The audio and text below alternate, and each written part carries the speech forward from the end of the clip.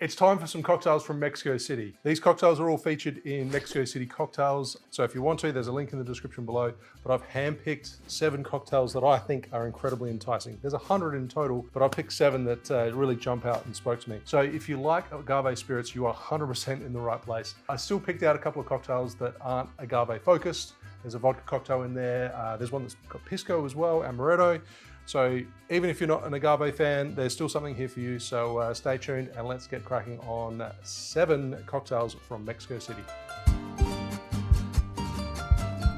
So before we get started on today's first cocktail, I have to say that my Spanish is a little bit rusty. And when I say it's a little bit rusty, I don't speak Spanish at all. So no doubt I will pronounce words incorrectly. And I apologize ahead of time. I've done a bit of Googling and we'll see how that goes. First up, I have the Carajillo Madre from Madre Cafe. This one doesn't actually have agave, so I'm starting off with a vodka-based cocktail, but it's got horchata, and it looks beautiful. It's a blue drink, and it's garnished with an edible flower. So from what I hear, it's one of the most popular cocktails at Madre Cafe. So it looks beautiful. It looks stunning. So let's get onto the drink and measure out 2 ounces, 60 ml of horchata. Specifically calls for liqueur 43 horchata, but of course there are plenty of recipes out there so you can make it yourself. Then 1 ounce 30 ml of vodka. I'm using 3-4 vodka. And then coconut milk. I'm just using canned coconut milk, measuring out 2 ounces, 60 milliliters. Followed by evaporated milk. So evaporated milk is unsweetened, dried, reduced or dried, dehydrated, whatever, however you want to say it, milk. Whereas condensed milk actually is sweetened. So that's worth noting. So 1 ounce 30 ml. And then the secret ingredient is 1 gram of blue spirulina. Plenty of ice. What was that? Plenty of ice, and then give it a shake for 10 to 12 seconds.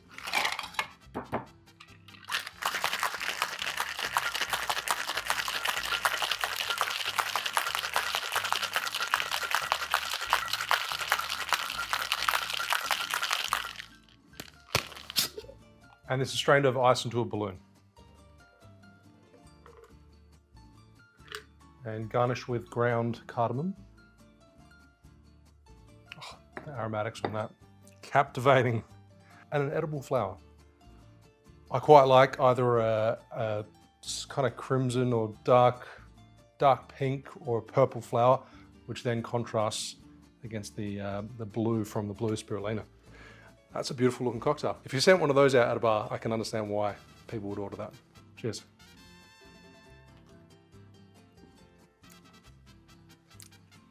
That is delightful, yet delicate. The horchata shines through in this one. And then you got those warming aromatics on the nose from the cardamom. It's like very textural, it's creamy, but it's not overly rich because you've got some sugars in here, a little bit in the liqueur, but it's not, you don't have any extra added sugar into it. So it's light, it's creamy, and delicious. Cocktail number 2 is the Mictlan. Mictlan is the place of the dead, and this particular drink was created to honor the people that have passed. It's a floral kind of hibiscus, little bit spicy margarita, essentially. In short, so I'm using La Luna Espadinhillo.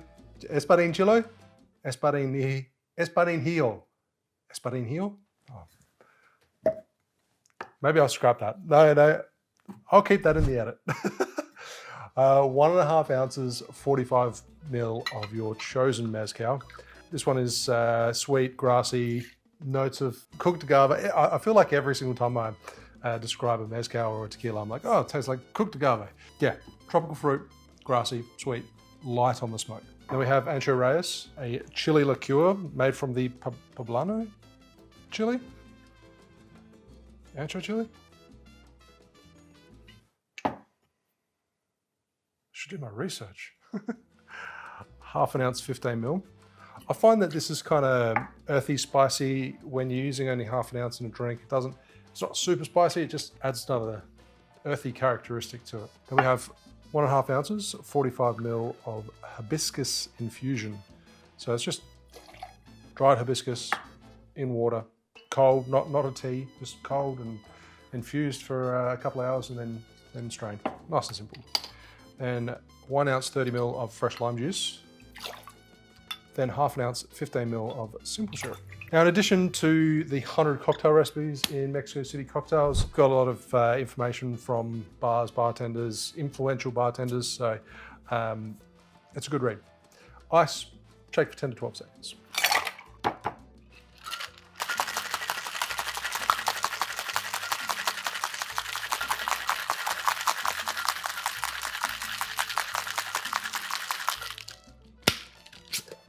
And this glass has been lined with worm salt. I've got this one called Worm Up. I believe it's a sal di gusano.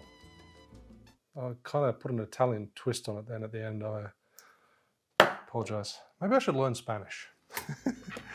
Strain over fresh ice, worm salt rim if you don't have worm salt. The worm salt is kind of like, I wouldn't say it's super salty. It's like, it's toasted not nuts, earthy, savory, umami. In comparison, like if you used a tahine, then that would be really quite limey and bright and salty. This is very different. That's the Mictlan. Mictlan. Cheers. Oh, it's good drinking it through that salt. On the nose, you get that earthy spiciness from the ancho reyes and that cooked agave from the mezcal. The liquid itself is not super acidic and punchy because it's kind of diluted down with this hibiscus tea or hibiscus infusion. But you got a real punch of flavor from the ancho reyes and the salt. It's a winner. On to cocktail number 3. Cocktail number 3 is the Verde Vida. A little bit of muddled cucumber in there, so I'm just going to slice up 4 little pieces. Actually, I'll do an extra piece for garnish. So this particular mezcal is from La Luna. It's a different expression to the one that I was using before, and it's a blend of 3 different agave varieties. So different notes to the one before, and I'm going to measure out 1.5 ounces, 45 ml of mezcal. Of course, you can use your preferred mezcal. Now, this drink was inspired by the Aztec rain god. So if you can, try and get a tiki mug that is of an Aztec god, rain god. I don't have one of those lying around, but I would use it if I did. So we have muddled cucumber, 1.5 ounces, 45 ml of mezcal. We have 1/4 ounce of green chartreuse. Add those delicious herbal notes. Fresh lime juice, 1 ounce, 30 milliliters.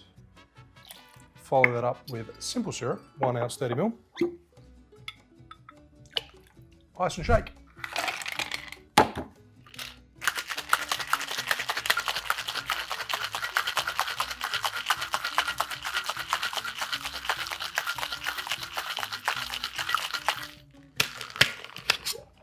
Now I've completely filled this with ice and I'll strain over the top. Because of the muddled cucumber, you could double strain if you want, but I'm not going to. And it's topped with tonic water. Tonic and green chartreuse. It works. So serve it with a straw and then garnish with a slice of cucumber and blackberry. They have the Verde Vida. Cheers. I really like the combination of mezcal and green chartreuse, the herbal, vegetal qualities that combine together, and then the bitterness and the sugar from the tonic. Yeah, this is a good combination. You get that, I keep wanting to say smokiness, but this is not overly smoky. Like smoky, earthy, vegetal, those kind of combinations from mezcal coming through. Yum. If you like your agave spirits, this is good.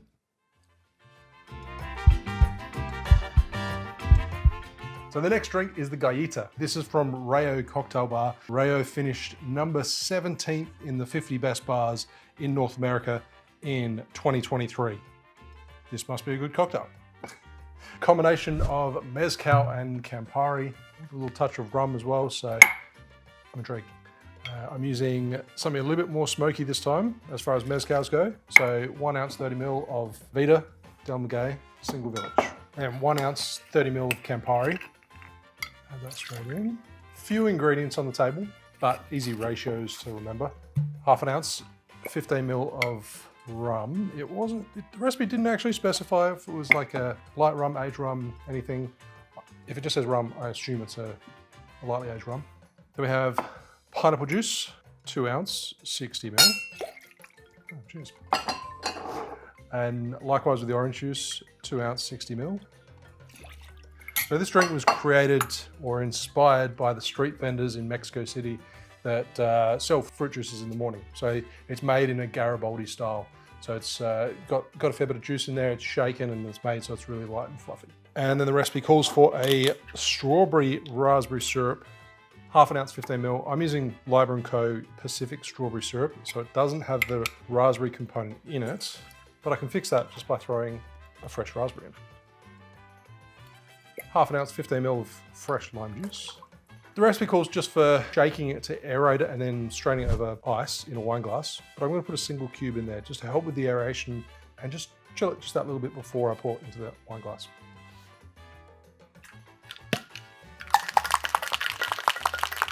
Give it a nice hard shake. I want to make it nice and foamy.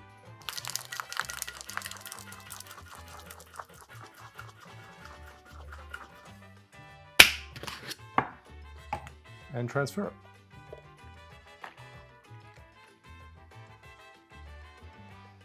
Orange wedge to garnish. I love the gradient. Like, you can definitely tell it's inspired by the Garibaldi because it's just super foamy, super frothy. It will be nice and textural. The only thing that I can point out is the fact that there's lots of little raspberry pieces in there because I didn't use a raspberry strawberry syrup. I threw that whole raspberry in, didn't double strain it, so it's not the end of the world. Cheers. The mezcal is still prominent on the nose. Oh, yeah, that is a fun variation on a Garibaldi. For those who don't know, Garibaldi is shaken orange juice. It's like really nice and fluffy with Campari. There's obviously a lot more intricate, more flavor combinations within the drink, but it is nice and fluffy. It's textural. The foam it was a little bit warm because it wasn't shaken to begin with, but I can overlook that. Yeah, I love this. I love Garibaldis, so therefore I knew I was going to love this drink. Mezcal shines through. The Campari sits in the background. It's not like you get that lingering bitterness, but it's not too strong. Nice and juicy. The rum's only there just to kind of bump up that proof. Get a little bit of tartness as well from the strawberry syrup. Fun. And don't forget, if you're enjoying today's cocktail, you can follow the link in the description below to pre-order your copy of Mexico City Cocktails. The next one is called the Mezcalita Xipe.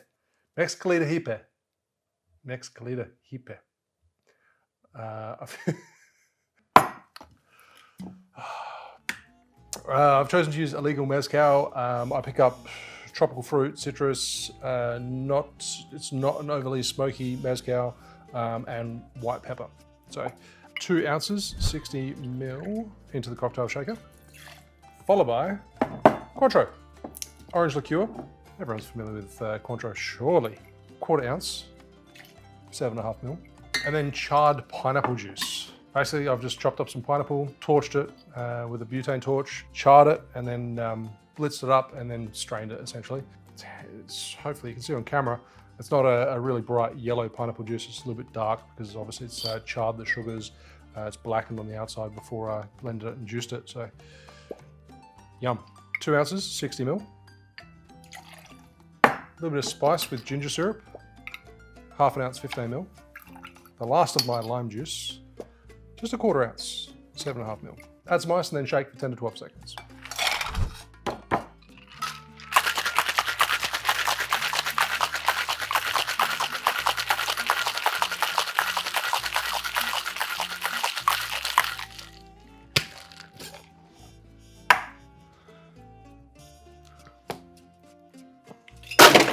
This one has a worm salt rim and a strain of fresh ice, garnished with a charred pineapple and some ground cardamom. They have the Mezcalita Xipe. Worm salt rim, charred pineapple juice in there, charred pineapple garnish, crushed, you know, I've used a mortar and pestle to crush the cardamom and use that as a garnish. The aromatics on this are awesome.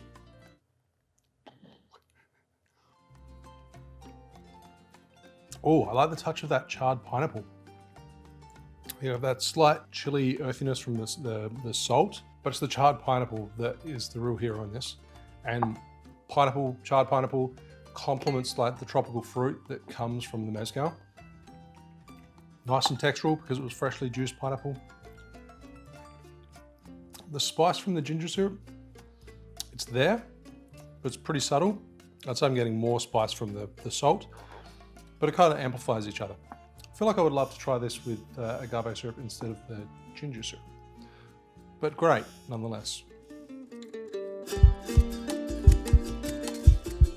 And second to last, I have the Autoretrato, which is, to me, a very, very strange mix. It was so strange, and as well as the ratios seemed perplexing to me. All the others I've made and I've tried for the first time on the channel. This one I had to make before because I was like, this doesn't seem right. But it works. If you like an Amaretto sour, I think you'll like this drink. This is a sweeter drink, so some people might like to lower the amount of Amaretto or the agave, but making it as is, it still manages to work even though it is quite sweet. So just keep that in mind going into it. This is from a bar called Diego Ayo. So I think that stands for Diego and me, I believe. Let me know in the comments if I'm completely wrong. Super easy recipe to remember. So first ingredient is pisco. This particular one is Pucaro Pisco, which is a Peruvian pisco. The brand itself is owned by someone from my town, from Adelaide. So easy ingredients to remember as far as the ratios go. Just 1 ounce, 30 ml, starting off with that Peruvian pisco, and then Amaretto. Now I've got 3 different Amarettos to choose from. I had Lazzaroni, Disaronno, and Luxardo. The reason I chose this one is it's one of the, it's 24%, so it's the same as one of the other ones. Disaronno in Australia is a little bit lower, but it also has a little bit more spice to it. So because I could see that it was going to be a sweeter cocktail, I wanted to incorporate that spice to potentially kind of like balance it out. So for my liking, because I've already made this, I'm going to do a scant ounce. So meaning it's just under an ounce, 30 ml. Then we have agave syrup, or agave nectar, I should say. 1 ounce, 30 ml. That was scant as well, if I'm being honest, because that is a lot of agave nectar. Then 1 ounce, 30 ml of passion fruit pulp, 1 ounce, 30 ml of lemon juice. And the recipe calls for egg white, but I'm using Miss Better Bitters Miraculous Foamer. Just a dash of that. It's foaming bitters. You don't need a dry shake, I don't feel. So ice, shake for 10 to 12.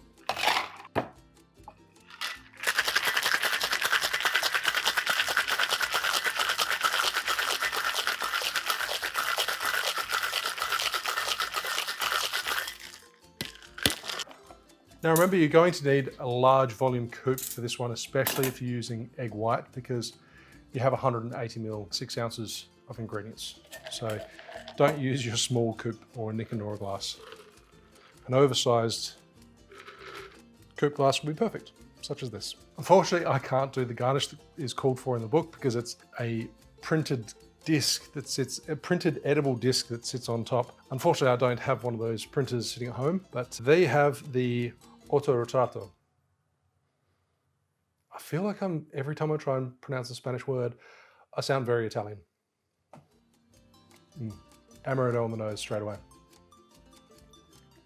It is 100%, like I said, it's a sweeter cocktail, but if you go into that expecting it, like it's sweet, but it's not like just sickly sweet. I think that just is kind of natural with a lot of Amaretto sours, especially when you have an ounce of it. I just find it really interesting how these particular ingredients work together. You've got a Peruvian grape brandy, an Italian Amaretto liqueur, you've got an agave syrup, so it just, 3 very different ingredients that kind of just work. I feel like I much prefer this the second time round, purely because I did a scant measurement of the amaretto and the agave nectar. I mean, obviously it depends on the agave nectar and the amaretto that you use, the sugar content in those, but these particular 2, I like using a scant measurement, so it drops the sweetness a little bit further.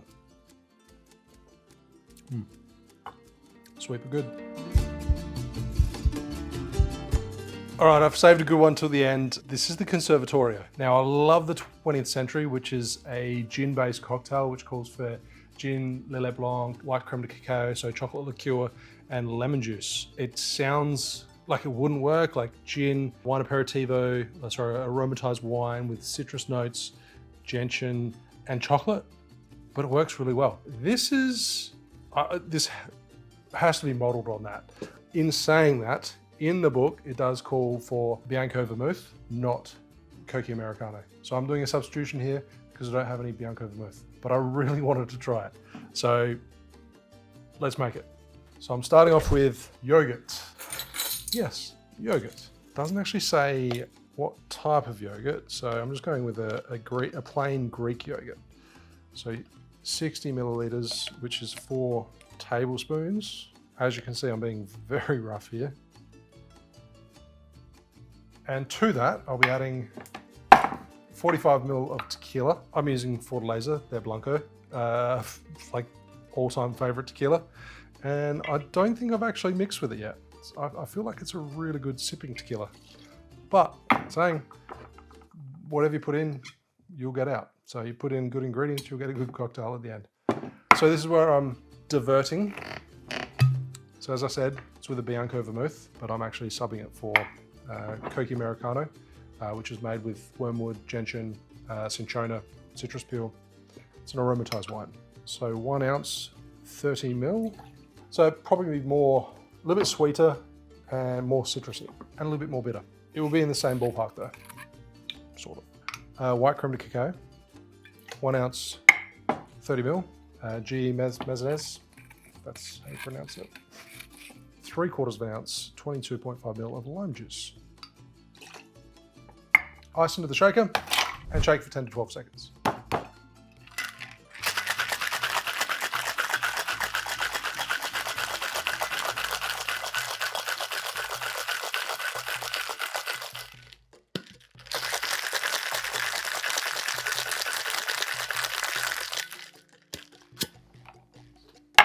Serve it like a fizz, so it's double strained into a highball glass that's chilled. Garnish with a lemon twist. And there you have the Conservatorio.